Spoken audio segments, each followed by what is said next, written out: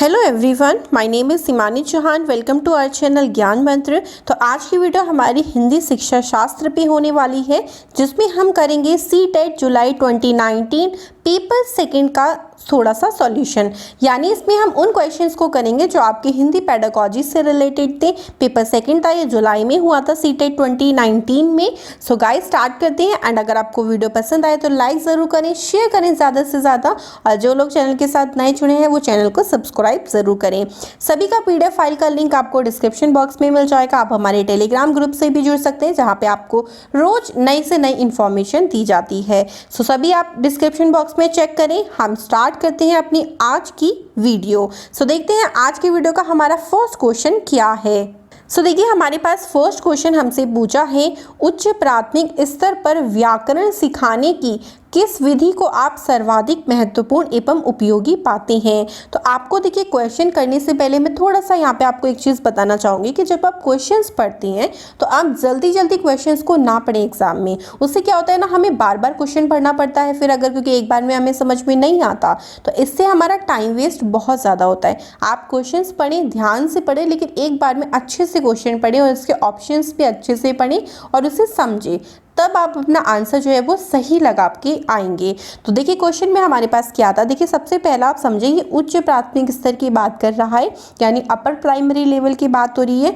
उसमें भी हमसे बोला है कि आप व्याकरण सिखाने के लिए भाई कौन सी विधि का उपयोग करोगे, आगमन विधि, निगमन विधि, पाठ्य पुस्तकीय विधि या फिर अनुवाद विधि। देखिए, सबसे अच्छी विधि अगर हम बात करें इन चारों ऑप्शंस में से, वो ऑप्शन नंबर फर्स्ट है, आगमन विधि। क्योंकि आगमन विधि में हम पहले क्या करते हैं, बच्चों को उदाहरण बताते हैं। पहले हमारा काम होता है उदाहरण बताना और उसके बाद हम जो है वो नियम पे जाते हैं, क्योंकि उससे जल्दी समझ में आएगा। आप अगर कोई टॉपिक समझाना चाह रहे हैं या कोई भी आप वर्ड समझाना चाह रही हैं तो उसके आप थोड़े से उदाहरण बच्चों को दे दो, और ऐसे उदाहरण उन्हें दो जो उनके आसपास के एटमॉस्फेयर से रिलेट करते हो, यानी जिनके बारे में वो जानते हो। ऐसे अगर आप उन्हें उदाहरण दोगे तो और भी जानकारी जो है वो सटीक हो जाएगी। तो इसलिए आगमन विधि सबसे ज़्यादा उपयोगी विधि है। हमने शिक्षण सूत्र में भी यही पढ़ा था कि आगमन से निगमन की ओर जाना चाहिए, यानी उदाहरण से नियम की तरफ जाना चाहिए, वो ज़्यादा बेनिफिट होता है। तो हमारा 106 जो क्वेश्चन है, देखिए उसका आंसर जो होगा वो ऑप्शन नंबर फर्स्ट हो जाएगा। सो अगर आपको किसी भी क्वेश्चन में कोई दिक्कत हो तो आप कमेंट बॉक्स में पूछ सकते हैं बिना झिझक के। सेकेंड क्वेश्चन देखिए, हमारे पास पूछा गया है, उच्च प्राथमिक स्तर पर भाषा शिक्षण का कौन सा उद्देश्य नहीं है। बिल्कुल ध्यान से इसलिए मैंने क्वेश्चन को बोला है क्योंकि ये नहीं है, पढ़ना क्वेश्चन में हमसे रह जाता है जब हम ध्यान से नहीं पढ़ते हैं।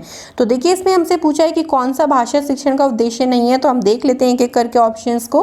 फर्स्ट में हमसे पूछा है, निजी अनुभवों के आधार पर भाषा का सृजनशील प्रयोग। देखिए, तो बिल्कुल सही है। आप जितना ज़्यादा अपने अनुभव के आधार पर भाषा का प्रयोग करोगे उतनी ही आपकी भाषा डेवलप होती जाएगी। तो भाषा शिक्षण का एक उद्देश्य ये होता है कि आपकी भाषा का विकास करना, ज़्यादा से ज़्यादा उसको प्रयोग करना सिखाना। तो ये फर्स्ट वाला ऑप्शन तो नहीं होगा। सेकंड देखिए, भाषा के व्याकरणिक बिंदुओं की परिभाषाओं को जानना, यानी जो बिंदु होते हैं, पॉइंट्स होते हैं हमारी भाषा में, उनकी सिर्फ आप डेफिनेशन को जान रहे हो। तो क्या ये भाषा शिक्षण का उद्देश्य होता है या नहीं होता है, तो ये हो सकता है। थर्ड हमारे पास देखिए है, भाषा की बारीकी और सौंदर्य बोध को समझने की क्षमता का विकास। बिल्कुल सही है भाई, भाषा शिक्षण का एक उद्देश्य होता है कि आप भाषा की बारीकी को समझें, एकदम उसके हर एक पॉइंट को समझें, जो उसका सौंदर्य। अभी भाषा बहुत खूबसूरत है, अगर आप उसे अच्छे से पढ़ेंगे तो उसकी खूबसूरती को, उसकी समझने की क्षमता का विकास करना ये उद्देश्य होता है। तो ये ऑप्शन नहीं होगा। और लास्ट वाला ऑप्शन भी हमारा सही बात है कि भाई साहित्यिक विधाओं की समझ भी हमें भाषा शिक्षण से ही होती है, तो ये भी ऑप्शन नहीं होगा। तो हमारा जो देखिए सेकंड ऑप्शन है ना, वही इस क्वेश्चन का बिल्कुल राइट आंसर है। क्यों?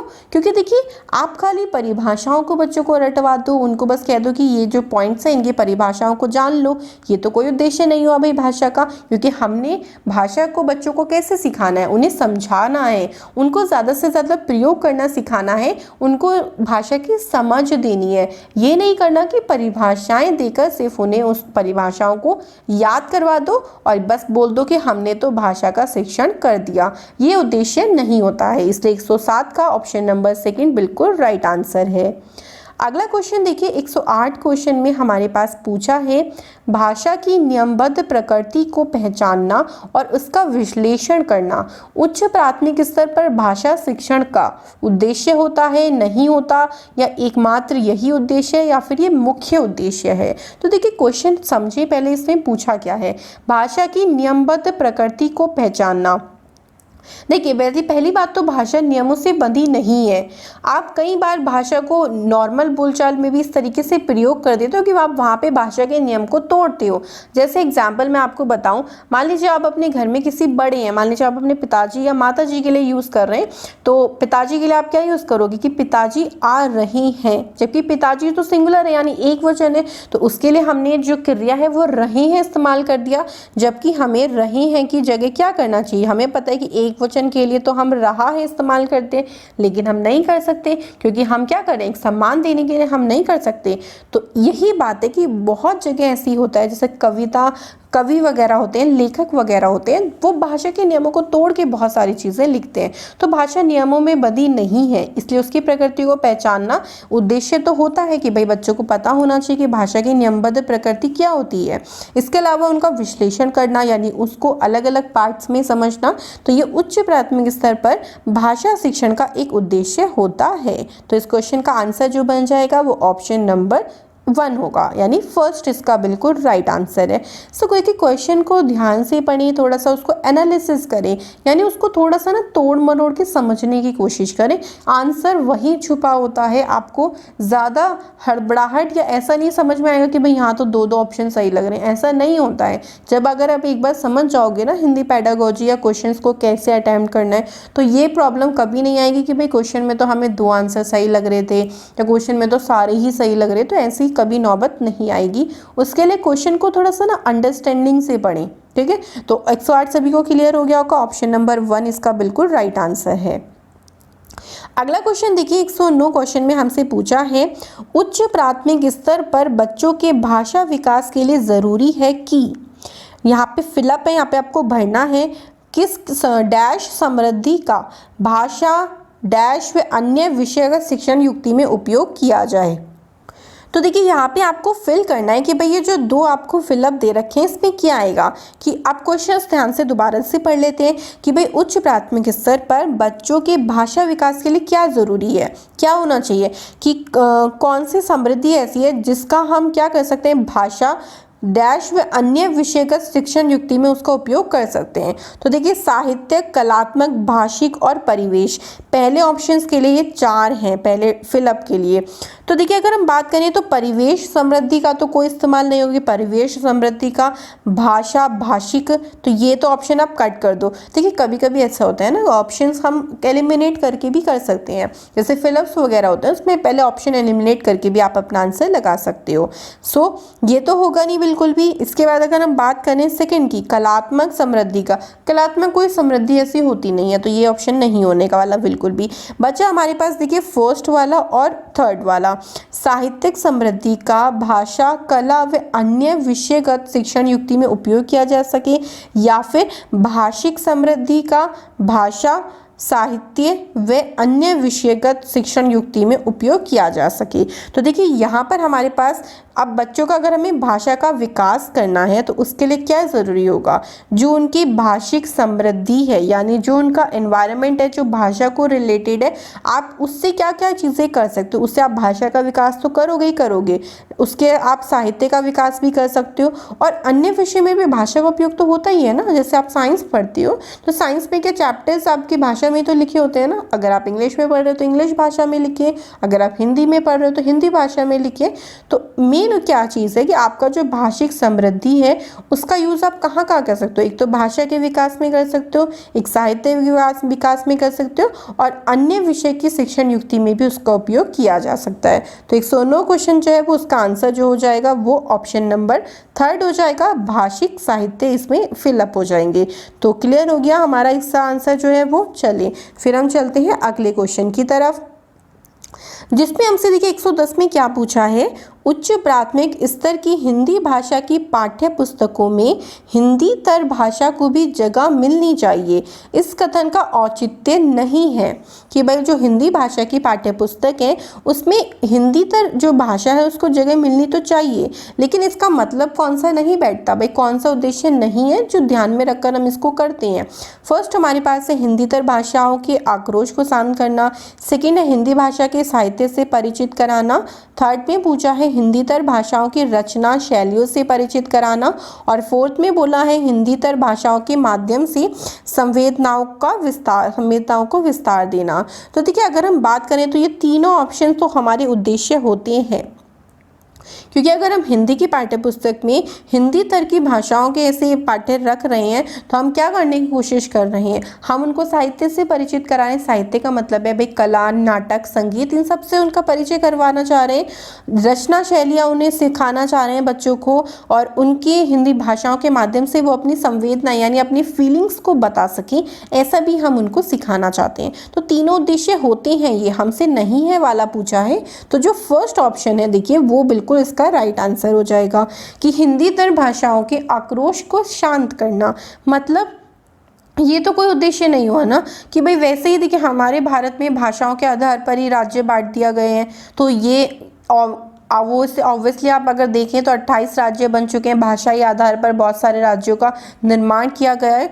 तो अगर आप उन भाषाओं के आक्रोश को क्या कर दोगे, मतलब आप बढ़ावा थोड़ी ना दे सकते हो किसी चीज़ को, तो आप बंटवारे चीज़ नहीं कर सकते हो, मतलब आप बच्चों को भाषाई आधार पर ऐसे बांटना नहीं कर सकते। तो आप ऐसे ही चैप्टर्स को लाओ ही मत जिसमें भाषाई आक्रोश जो है वो पैदा हो जाए। तो 110 क्वेश्चन का आंसर जो हो जाएगा वो ऑप्शन नंबर फर्स्ट हो जाएगा।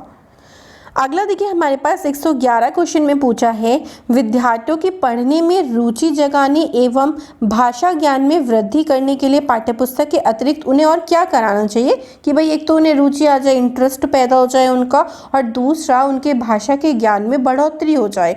तो भाई पाठ्य पुस्तक के अलावा आप क्या कर सकते हो, शैक्षिक भ्रमण का अधिकाधिक उपयोग करें, भाई बाहर बच्चों को घुमाने वगैरह ले जाएं, या फिर पाठ्यचर्या सहगामी क्रियाओं का अधिकाधिक आयोजन किया जाए, जो एक्स्ट्रा अधिगम सहगामी क्रियाएं वगैरह कराए जाते हैं एक्टिविटी, उन्हें आप कराओ ज़्यादा से ज़्यादा, या फिर समाचार पत्र पोस्टर का निर्माण कराया जाए, या फोर्थ ऑप्शन में बोला है पठन सामग्री विकसित की जा सकती है।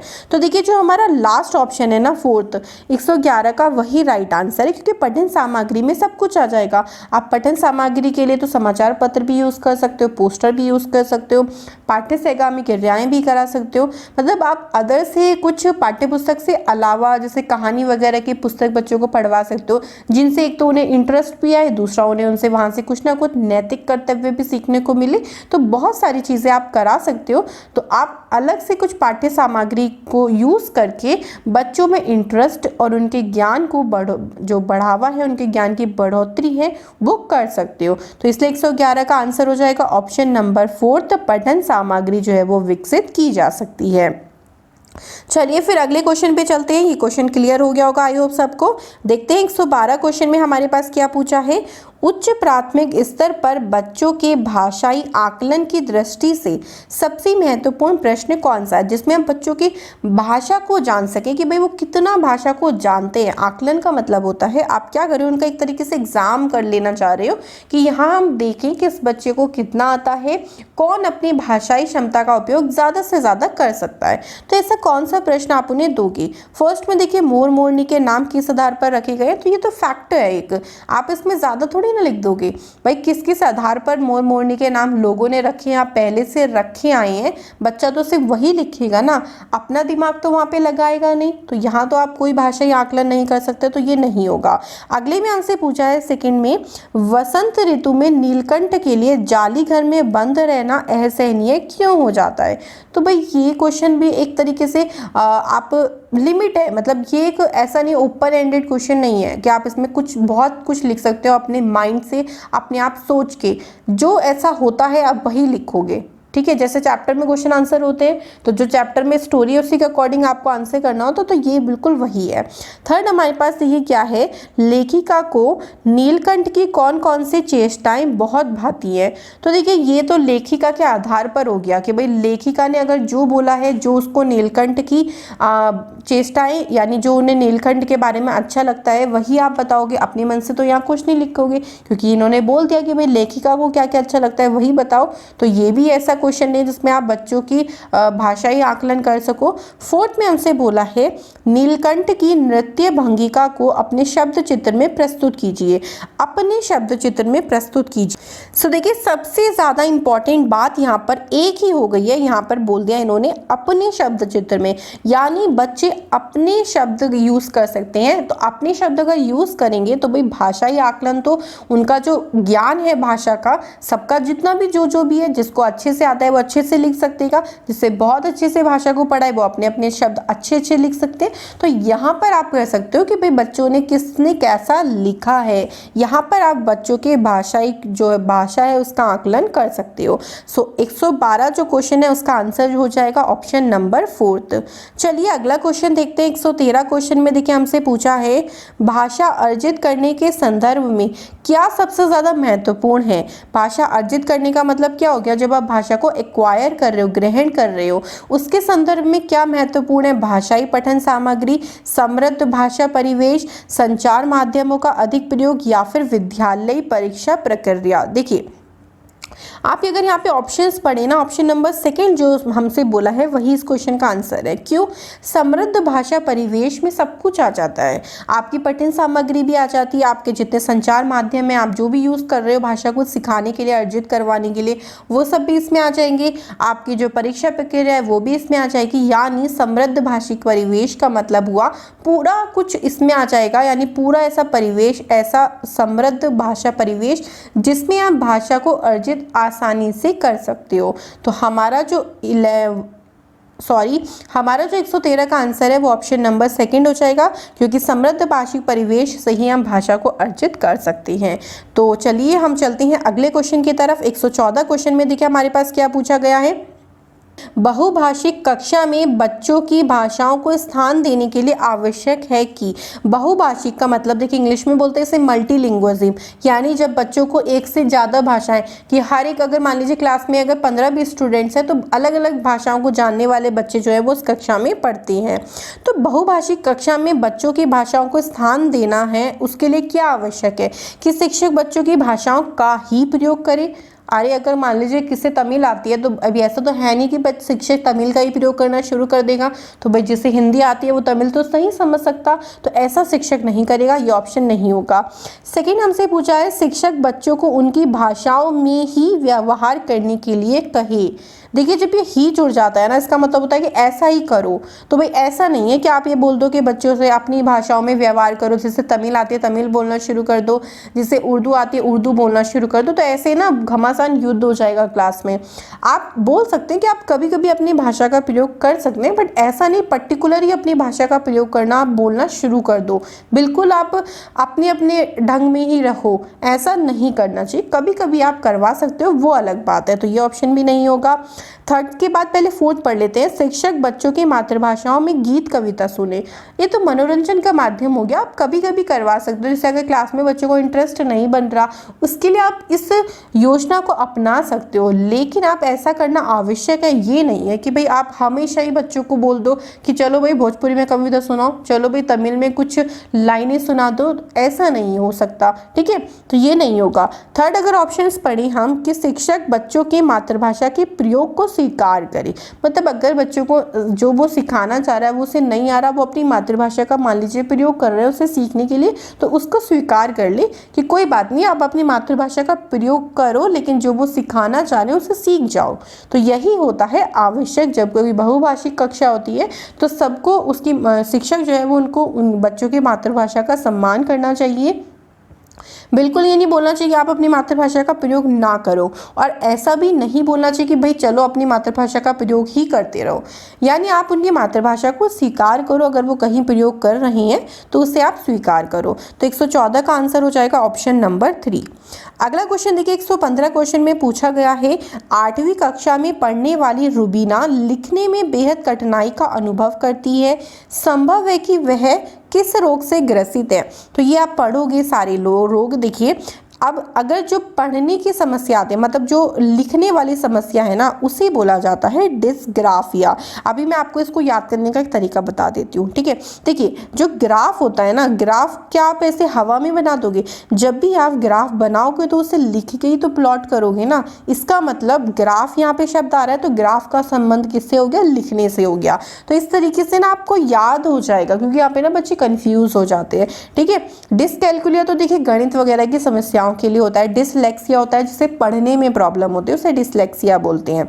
भाषाघात का मतलब है भाषा यूज करने में जिसे प्रॉब्लम होती है, तो उसे बोला जाता है। बट यहाँ पे हमसे बोला है कि वो लिखने में उसे कठिनाई होती है, तो वो कौन से रोग से ग्रसित है? डिस्ग्राफिया से संबंधित है। तो 115 का आंसर हो जाएगा ऑप्शन नंबर सी। अगले क्वेश्चन देखिए, हमारे पास 116 में पूछा है हिंदी भाषा के विविध रूपों से परिचित कराने में क्या सबसे ज़्यादा सहायक है। या भाई आप हिंदी भाषा के जितने भी रूप होते हैं बच्चों को उनसे परिचित कराना चाहते हो, तो उसके लिए आप क्या करो?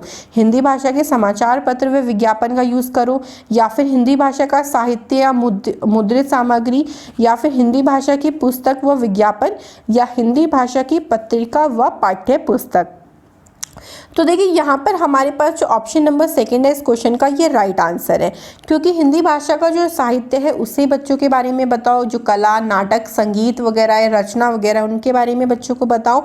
और जितनी भी मुद्रित सामग्री है, मुद्रित का मतलब है जो प्रिंटेड आप सामग्री यूज़ करते हो, तो देखिए प्रिंटेड सामग्री में तो समाचार पत्र भी आ गए, विज्ञापन भी आ गए, पत्रिका वगैरह पे आ गए। तो अलग अलग ऑप्शन चूज करने की ज़रूरत ही नहीं है, क्योंकि एक ही ऑप्शन में हमें सारी चीज़ें बोलते हैं कि जो प्रिंटेड माध्यम है, जो प्रिंटेड सामग्री है, उसका यूज़ भी आप कर सकते हो बच्चों को भाषा के अलग अलग रूपों से परिचित कराने के लिए। तो 116 का आंसर हो जाएगा ऑप्शन नंबर सेकेंड। अगले क्वेश्चन पे चलते हैं। 117 में पूछा है भाषा सीखने और भाषा अर्जित करने में मुख्य अंतर का आधार नहीं है। तो देखिए दोनों के बारे में मैंने आपको बहुत अच्छे से पढ़ाया। अब उस क्वेश्चन को यहाँ कैसे यूज करेंगे? देखिए हमसे पूछा है कि दोनों में अंतर करने का इनमें से कौन सा आधार नहीं है।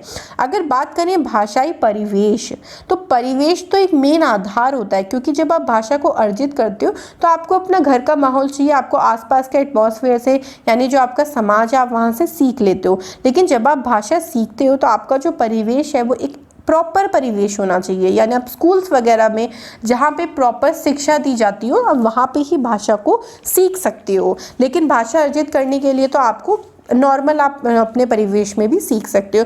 तो भाषाई परिवेश तो एक मुख्य आधार होता है, यानी अंतर करने के लिए ये होता है आधार। सेकेंड अगर बात करें स्वाभाविकता, तो ये भी होता है एक आधार अंतर करने का। क्यों? क्योंकि भाषा अर्जित करने के लिए आप नॉर्मल स्वभाव से भी अर्जित करते हो, लेकिन जब आप भाषा सीखते हो तो उसके लिए आपको प्रॉपर तैयारी करनी पड़ती है, स्पेसिफिक चीज़ें आपको सीखनी पड़ती हैं। तो ये अंतर होता है। तीसरा है सहजता, ये भी एक अंतर होता है। भाषा सहज रूप से उसे सीख लेते हो, आपको ज़्यादा फोकस नहीं करना पड़ता है, आप नॉर्मल रह के भी बस दूसरों को देख के अनुकरण के माध्यम से सीख लेते हो। लेकिन जब आप भाषा को अर्जित कर लेते हो, लेकिन जब आप भाषा को सीखते हो तो वहाँ पे आपको ना ध्यान देना पड़ता है बहुत ज़्यादा, इसलिए सहजता एक अंतर होता है। लास्ट अगर हम बात करें 117 का ऑप्शन नंबर 4 थी, बिल्कुल रास्त अंतर, व्याकरण अंतर नहीं होता। क्योंकि अगर हम बात करें, देखिए भाषा अर्जित में हम बोलते हैं कि रूल्स वगैरह हम याद नहीं करते, लेकिन कहीं ना कहीं हम रूल्स का प्रयोग करना खुद सीख जाते हैं। वहाँ पे हमें याद नहीं करने पड़ते कि ग्रामेटिकल रूल, हम पहले व्याकरण के नियम याद करें फिर ही हम उसको अर्जित कर सकते हैं। आप भाषा को खुद ही अर्जित कर लेते हो, नियम भी खुद ही बना लेते हो अपने व्याकरण के। लेकिन जब आप भाषा सीखते हो तब भी आप नियम का प्रयोग करते हो, तो ये एक अंतर का आधार नहीं होता व्याकरण। बाकी तीनों अंतर के आधार होते हैं, इसलिए इसका आंसर जो हो जाएगा वो ऑप्शन नंबर 4 हो जाएगा। अगला क्वेश्चन देखिए 118 में क्या पूछा है, स्त्री को सौंदर्य का प्रतिमान बना दिया जाना ही उसका बंधन बन जाता है। इस विषय पर कक्षा में चर्चा कीजिए। भाषा की पाठ्य पुस्तक में इस प्रश्न को स्थान देने का क्या औचित्य है। ये जो प्रश्न है ना, देखिए इस प्रश्न का मतलब क्या है कि हम बार बार स्त्री को कहते हैं कि आप बहुत खूबसूरत हो, बहुत अच्छी हो, बार बार उनकी तारीफ करते हैं, उनके सौंदर्य का प्रतिमान ऐसा बना देते हैं कि वो बहुत ज़्यादा उसमें बंध जाती हैं बिल्कुल। फिर हम क्या करते हैं कि भाई आपको तो सुंदर ही होना चाहिए, आपको तो ऐसा ही होना चाहिए, आपको ऐसे बैठना चाहिए, ऐसे कपड़े पहनने चाहिए। तो वो उस सौंदर्य पे जो जिस पे उनकी तारीफ हो रही थी उसी में ही वो बंध जाती हैं। तो ऐसा प्रश्न रखने का मतलब क्या होता है, आप क्या सिखाना चाहते हो बच्चों को, मतलब आप पाठ्य पुस्तक में इस प्रश्न को क्यों स्थान दे रहे हो। सौंदर्य प्रतिमान बना रहे हो, स्त्री बंधन की चर्चा करना चाह रहे हो, सौंदर्य प्रसाधनों का विरोध कर रहे हो, या फिर भाषा को स्त्री विमर्श से जोड़ रहे हो। तो इस क्वेश्चन का आंसर जो है वो ऑप्शन नंबर 4 है, भाषा को स्त्री विमर्श से जोड़ना। क्यों? क्योंकि देखिए जो स्त्री विमर्श है, मतलब अगर आप बात करें जो भी ये बंधन है, इसके बारे में जब आप अपने पाठ्य पुस्तक में चर्चा कर दोगे तो वहाँ से बच्चे भी इस बारे में जान जाएंगे कि क्या सही है क्या गलत है। तो इस बारे में आप अगर पाठ्य पुस्तक से थोड़े से टॉपिक्स वगैरह को जोड़ दो तो आगे चलकर लाइफ में उन्हें भी दिक्कत नहीं होगी और वो बहुत सारी चीज़ें जान जाएंगे, तो वो गलत चीज़ें भी अपनी लाइफ में कभी नहीं करेंगे जो उन्हें नहीं करना चाहिए। इससे 118 का ऑप्शन नंबर 4 है बिल्कुल राइट आंसर। अगला क्वेश्चन देखिए 119 में पूछा है, पाठ में ठिठियाकर हंसने लगी जैसा वाक्य आया है। ठिठियाना शब्द में आना प्रत्यय का प्रयोग हुआ है। आना प्रत्यय से बनने वाले 4 सार्थक शब्द लिखिए। इस प्रश्न का स्वरूप क्या पोषित करता है। देखिए यहाँ पे प्रत्यय वर्ड आया ना, तो प्रत्यय का मतलब है जो हमारे वर्ड के आखिरी में जुड़ा होता है ना, उसे प्रत्यय बोलते हैं। मान लीजिए आप कोई शब्द है उसमें आखिरी में कोई शब्द छोटा सा जोड़ के एक अलग सा एक नया शब्द बना रहे, तो वो जो लास्ट में आपने जोड़ा उसे प्रत्यय बोलते हैं। उपसर्ग जो है वो शुरू में जुड़ते हैं।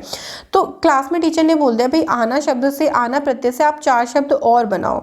तो इसका मतलब क्या है कि वो प्रत्यय का समस्त ज्ञान आपको देना चाहते हैं, या फिर सूत्र शैली व्याकरण का प्रयोग करना सिखाना चाह रहे हैं, या संदर्भ में व्याकरण सिखा रहे हैं, या पाठ्य पुस्तकीय से व्याकरण आपको सिखाना चाहते हैं।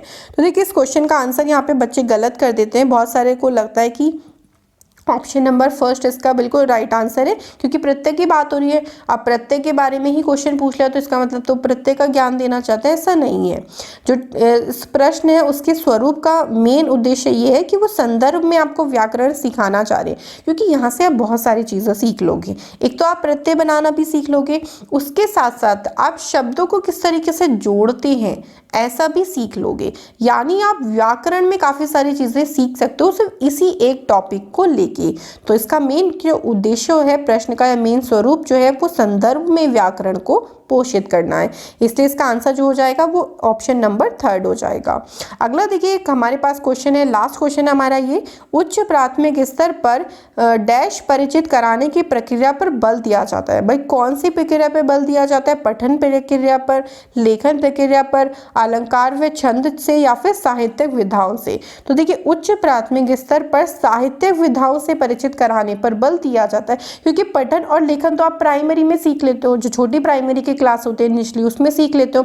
अलंकार और छंद तो बाद में सीखते हो, ठीक है। उससे पहले आपको साहित्यिक विधाएं यानी नाटक क्या होता है, कला क्या होती है, साहित्य क्या होता है, रचना क्या होती है, शैली क्या होती है, इसके बारे में थोड़ा थोड़ा ज्ञान आपको होना चाहिए। उसके बाद अलंकार छंद तो बाद में आते हैं। तो 120 का जो आंसर हो जाएगा वो ऑप्शन नंबर 4 हो जाएगा। सो ये था आज का हमारा जो पेपर था। देखिए इसमें हमने सिर्फ पेडागोजी के क्वेश्चन डिस्कस करें, क्योंकि अभी हम पेडागोजी बढ़ रहे हैं, धीरे धीरे करके हम और भी चीज़ों को डिस्कस करेंगे। सो अगर आप हमारे चैनल से जुड़े हैं तो आपको यहाँ से बहुत सारी चीज़ें मिलेंगी, हर वीडियो का PDF मिलेगा आपको, और यहाँ पे आपको एक्सपीरियंस टीचर से सब कुछ सीखने को मिल रहा है। सो ज़्यादा से ज़्यादा लोगों को शेयर करें, वीडियोस लाइक करें ज़्यादा से ज़्यादा।